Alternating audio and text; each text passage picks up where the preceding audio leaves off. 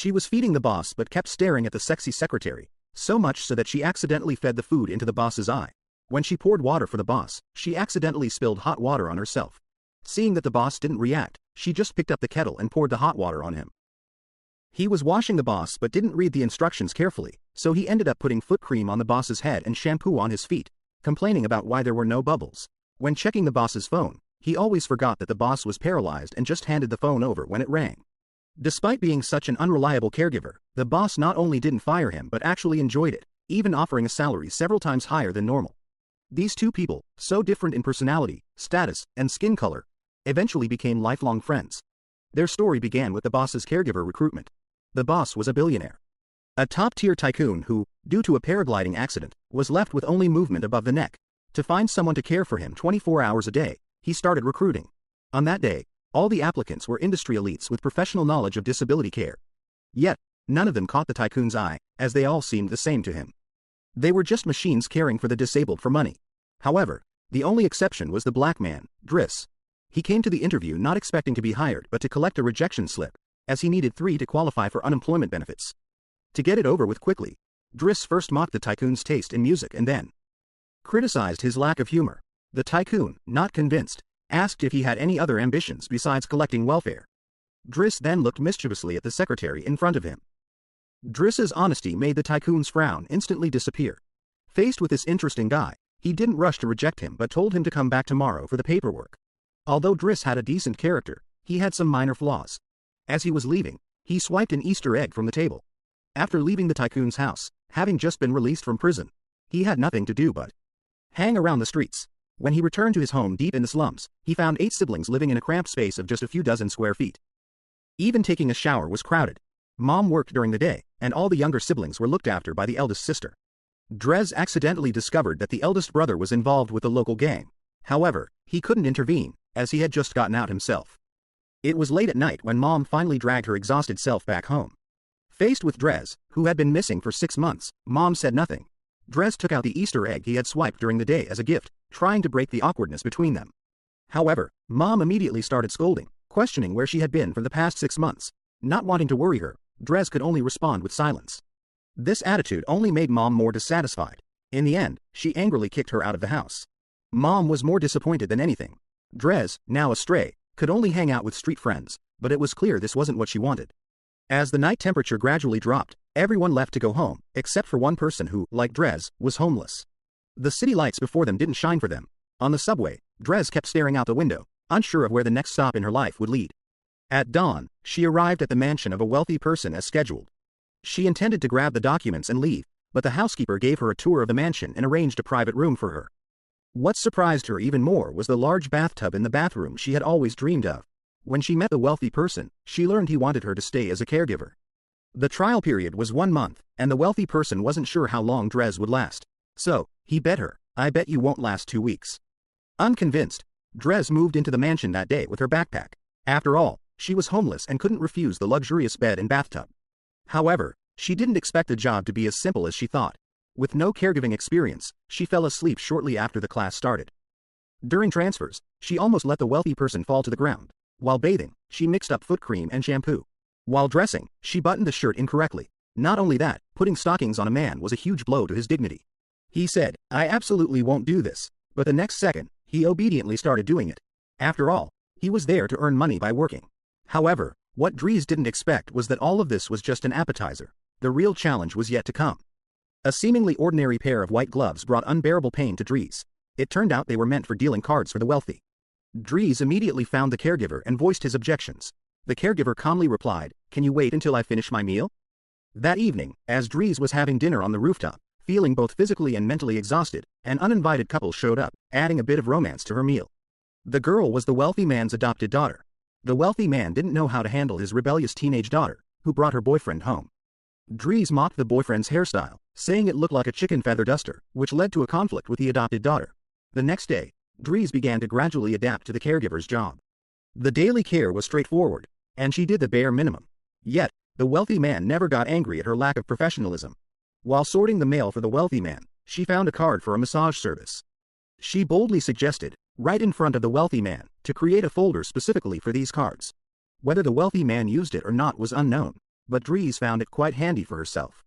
Driss was always very interested in the female secretary who interviewed her. She would either secretly watch the secretary from upstairs or get so engrossed in watching that she often ended up feeding the wealthy man's face instead of his mouth. Driss's unreliable behavior caught the butler's attention. Later, when a controlled knife was found in Driss's bag, he began to monitor her more closely. One day, the wealthy man planned to go out to see an art exhibition. But as soon as the nanny van was opened, Driss refused, saying he didn't want to stuff the wealthy man into the van like an animal. With that, he unveiled the Maserati next to them. The roar of the engine brought satisfied smiles to both their faces. Then, with a press of the gas pedal and a beautiful drift, Driss arrived at the entrance, only to find a car parked there. Upon hearing that this guy was a habitual offender treating the place like a parking lot, Driss angrily got out of the car, dragged the man out, and pinned him against the no parking sign, making him read it aloud. After making him read the sign multiple times, Driss finally let him go. The etiquette and social niceties of high society were easily and bluntly handled by Driss.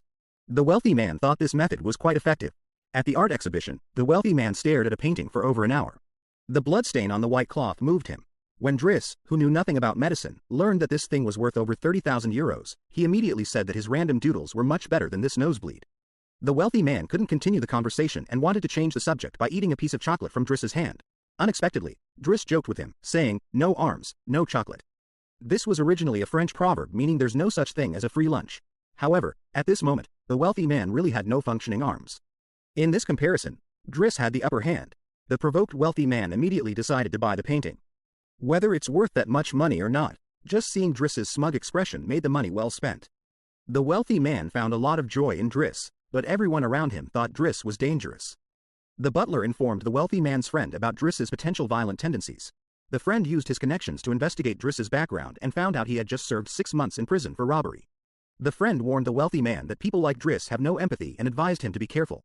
But the wealthy man disagreed because what he wanted most was someone without empathy. As a disabled person, sometimes excessive respect felt offensive to the wealthy man, while Driss's unintentional offenses made him feel truly equal. Driss's lack of boundaries in social interactions not only affected the wealthy man but also influenced others in the mansion. One day, Driss showed off his luxurious bathtub to the secretary he had long had a crush on and even invited her for a bath. The secretary not only didn't refuse but also started undressing, which shocked the usually unflappable Driss. However, just as she was almost undressed, the secretary turned around with a smile and left. The seemingly decisive secretary had also learned to joke with Driss. They say gossip is a bridge for human communication. That night, Driss eavesdropped on the wealthy man writing a letter through the intercom and learned from the butler that the wealthy man had a pen pal he only wrote to and never met. Driss felt gratified like an old father. However, eavesdropping was just incidental. The intercom had to be on 24 hours to prevent any emergencies with the wealthy man. Due to the side effects of medication, the wealthy man often experienced pain late at night. Hearing the intercom continuously transmitting sounds of pain, Driss immediately went to his room. At this moment, the wealthy man, gasping in pain, was too weak to speak. Realizing something was wrong, Driss hurried to the bathroom for a wet towel. Under his care, the wealthy man gradually stabilized. But soon, he couldn't breathe again. Driss quickly put him in a wheelchair and took him for a ride by the Paris River at 4 a.m. Only then did the wealthy man feel better. Each attack felt like being a frozen steak thrown into boiling water. Driss thought there must be something to help. Just then, 2 young women passed by, and the wealthy man smiled. Driss understood.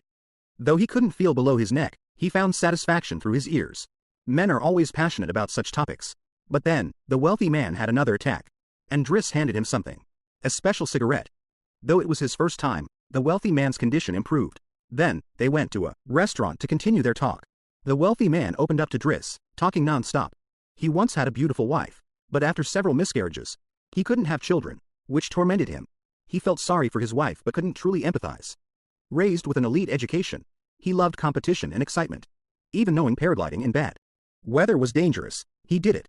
Perhaps fate wanted him to feel his wife's pain. In an accident, he lost his wife and his ability to move. Driss thought if it happened to him, he would have ended his life. But hadn't the wealthy man thought about it too? After sharing his story, the wealthy man informed Driss. He passed the trial period and asked him to return the Fabergé egg, a gift from his wife, given annually to commemorate their time together. Driss knew the egg was significant. Kicked out of the house, he asked his sister to look for it, but he was told his brother was in juvenile detention. His sister didn't want to worry their mother, so she asked Driss to pick him up. Just out of detention, Driss tried to talk to his brother but was dismissed for being too controlling. Then, his brother got into a car with delinquents, leaving Driss troubled by family matters. However, Right now, the wealthy man felt quite good. After their last all-night chat, he and Driss became more like friends. Driss didn't need to eavesdrop on letters anymore. He could sit openly beside the wealthy man and listen. When he found out they'd been talking for half a year without knowing what each other looked like, Driss had the wealthy man call. Though the wealthy man insisted he preferred letters, Driss dialed the number from the letter. The secretary, understanding Driss's intent, didn't stop him. The wealthy man kept shaking his head, saying no, but once the call connected, he was absorbed in the conversation. From then on, he started chatting with his pen pal anytime, anywhere, which thrilled Driss. Actually, the wealthy man wasn't unwilling to call. He was just scared. He was afraid to face his pen pal and wasn't ready for a new relationship. But Driss saw through the wealthy man's hesitation and pushed him to open up, leading him into the next chapter of his life. After some chatting, the wealthy man had good and bad news. The good news was his pen pal weighed only 52 kilograms, but the bad news was he wanted to exchange photos.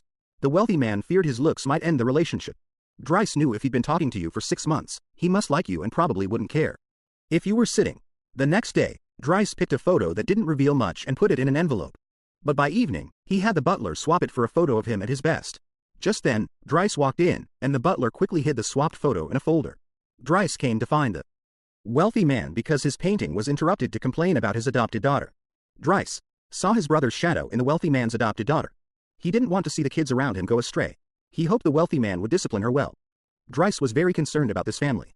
However, the wealthy man was more interested in Driss's painting. After some refinement, Driss's painting was finally complete. He hoped the wealthy man could value it.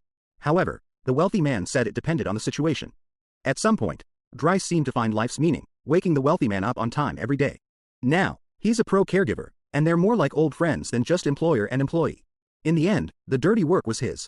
Driss took the rich guy on a wild ride, but he got stuck with the mess because the wheelchair was too slow. So, he added an engine, and they played fast and furious on the street. Even at 12 km/h, it wasn't enough for the rich guy. So, Driss took her for an ear massage, which thrilled him.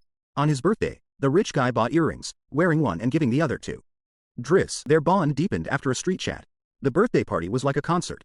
Just a bunch of self-proclaimed high society folks pretending to be cultured. Driss crashed the party, adding drama. But as soon as he sat down, he noticed the rich man's adopted daughter was missing from the party. Driss thought he was unwell, but found out he'd been dumped and tried to eat paper scraps to die, but it just caused constipation. The daughter wanted Driss to beat up the jerk, and Driss felt insulted but was curious about the pay. Back downstairs, Driss asked the butler for gossip about the girl.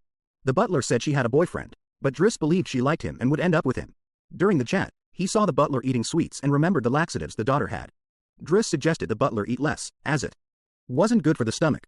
Despite her foul mouth, she learned to care for others. Meanwhile, the rich man wasn't idle.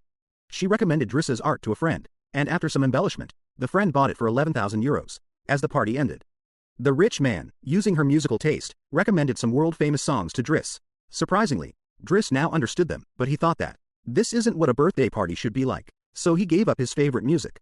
Then, he sang and danced to the rhythm, telling the millionaire this is what a real birthday party is. Soon, everyone present was infected by the mood. Even the usually composed butler, nurse, and Yuan Ding joined Driss in dancing, giving the millionaire an unforgettable birthday party. When it was time to sleep, Driss gave his birthday gift. It turned out to be a letter from the millionaire's pen pal, Bai Yu, who perfectly matched the millionaire's taste. In the letter, Bai Yu left a note saying he would come to Paris from Dunkirk next week and hoped to meet the millionaire. Driss was happy for him, as it was clear Bai Yu wanted to win over the millionaire. However, after Driss left, the millionaire lost his smile because Bai Yu saw the person he used to be. On the day of the meeting, Driss and the butler dressed the millionaire up carefully. In the end, he had the butler accompany him instead. He was afraid Driss would find out about the photo. Driss, who was free, went to fulfill a promise to the millionaire's adopted daughter. He blocked the feather duster at the school gate, making him apologize to the daughter like a man. Facing the tall and strong Driss, he could only nod and agree. After dealing with the scoundrel, Driss secretly went to see his mother. He had been kicked out by her before, and even though he now had a decent job, he still didn't dare face her. Meanwhile, the millionaire was also afraid to face Bai Yu. They both had things they were scared to confront. Ultimately, they were afraid to face their past and present selves. After much hesitation, the millionaire called Driss, saying he wanted to get some fresh air. Driss knew the millionaire was trying to escape. The two wounded men gathered to go for a walk just as the millionaire was leaving. The restaurant, the pen pal appeared. He just brushed past her. Driss took the millionaire on his private plane, starting a journey just for the two of them. On the plane, the millionaire gave all the money from selling his paintings to Driss. Hearing that his paintings could sell for such a high price, he began to fantasize about becoming a painter. The two of them, in their banter, shook off their previous gloomy mood. The next day, Driss followed the millionaire to their destination, the place where he had an accident with his wife. The millionaire wanted to challenge his past self, want to help Driss overcome his fears. Driss's whole body shows rejection. But the rich man, like Driss who insisted on calling, took him to the sky. At first, Driss screamed loudly. When the mountains came into view, his nervousness turned to joy. Flying awakened his courage and excitement. In that moment, he wasn't a confused thug but a warrior daring to transcend limits. Though confined to a wheelchair, his soul was free under the blue sky. At this moment, he found his fearless self again. They completed a journey of self-challenge and redemption. But escape is temporary. They must face reality. Back home, Driss and the rich man found Driss's brother with a bruise. The teenage brother tries to prove himself, but gangs use him, making him arrogant. The rich man's place was Driss's escape from reality. He could relax and express himself freely. But his brother's arrival reminded him of family duties. He called his sister, urging her not to tell their mom. Overhearing, the rich man realized they came from different worlds. When Driss was about to push him upstairs, the rich man invited him to chat. Last time, the rich man revealed his scars. Now it's Driss's turn. Driss's mom is his foster mom, and his brother isn't biological. His family is chaotic. After his foster dad died, his mom remarried and had more kids. Only he can save this family. The rich man knows if Driss stays, he must set aside family burdens. But now, his family needs him more. He suggested ending the job with Driss. From then on, everything changed. The rich man's adopted daughter's boyfriend improved. He tidied up his hairstyle. Every morning, he still delivered the bread his adopted daughter liked. When Driss was about to leave, Numi came over to see her off. She told Driss her room was leaking, and after Driss left, she'd move in here. Then, she introduced her boyfriend. At that moment, Driss realized why he couldn't win Numi over. Driss wanted Numi to sleep in his bed, and in a way, he fulfilled his wish. Driss said goodbye to the butler with an awkward cheek kiss. Before leaving, the butler gave him a folder with small cards. Driss said goodbye to the secretary and the butler, but not to the wealthy man. He thought the wealthy man was interviewing the next caregiver. Unaware he had removed the friendship earring and was silently watching him leave. For the wealthy man, seeing Driss off meant returning to isolation. When he saw the neighbor park in the same spot again, this time, Driss chose to advise kindly instead of using violence. Under the wealthy man's influence, he became more mature and composed. When he was about to throw away the folder with small cards, a photo of the wealthy man's wheelchair caught his eye. He understood the wealthy man hadn't sent the wheelchair photo, indicating he couldn't fully accept himself or start a new life. But he couldn't stay with the wealthy man any longer because he had a family to care for. Then, he and his brother navigated through the crowd to meet their mother at the station. He took the heavy load from his mother's hands, as if shedding his own burdens. The son, not good at expressing himself, sought his mother's forgiveness in this way. And so, Driss returned to his world, solving his brother's problems in his own way. He started listening to the classical music the wealthy man liked and actively looked for a new job. He got his driver's license and an interview for a logistics driver position. Throughout the interview, he was at ease, occasionally chatting with the interviewer about the paintings and grammar. This was thanks to the artistic influence from the wealthy man. In the end, he not only secured the job but also made the female interviewer's ears turn red. Driss is striving to move upward. The tycoon returned to a zombie-like life. The new caregiver always wore a white coat, reminding the tycoon of his disability. Even with new caregivers, they were cautious and lacked warmth. This made the tycoon feel like he was in a darker abyss. Even though it was cold, no one knew. Even wanting a cigarette wasn't allowed. Even when pain struck at night, no one took him for a walk. The layers of shackles worsened his mental state, and he resisted care. No one could understand the tycoon's heart, but the butler knew Driss could get the news. Driss rushed to the mansion and saw the tycoon alone. Driss started joking with him through the glass. To help lift the tycoon's spirits, he decided to take him for a drive in the Maserati. But along the way, the tycoon stared out the window, as if it all meant nothing. Knowing the tycoon liked thrills, he floored the gas pedal. In the late-night streets of Paris, they played with speed and excitement. However, soon their speeding caught the police's attention. So, he bet the tycoon $100 he could lose them. The tycoon started to show some interest. He weaved through the city streets smoothly. The tycoon couldn't help but praise him. But not long after, the car was stopped by the police. Seeing it was about to end, Driss doubled the bet, saying they'd not only escape but the police would clear the way. Driss, just out of the car, was grabbed by the police. He wasn't fazed, instead blamed the police, saying he was rushing to the hospital to save a life. The police found a stretcher in the trunk, and the tycoon cooperatively faked a seizure. The kind police didn't think much and let them go. Turning back, they apologized for their actions and offered to escort them.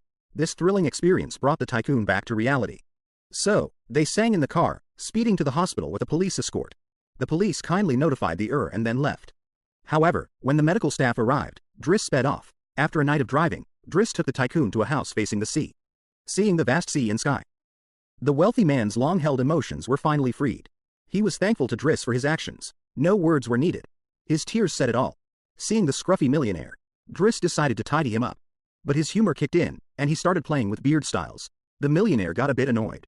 But Driss always made him laugh. After enough fun, he restored the millionaire's elegance and took him to a seaside restaurant. He returned the egg with a big kiss and left gracefully.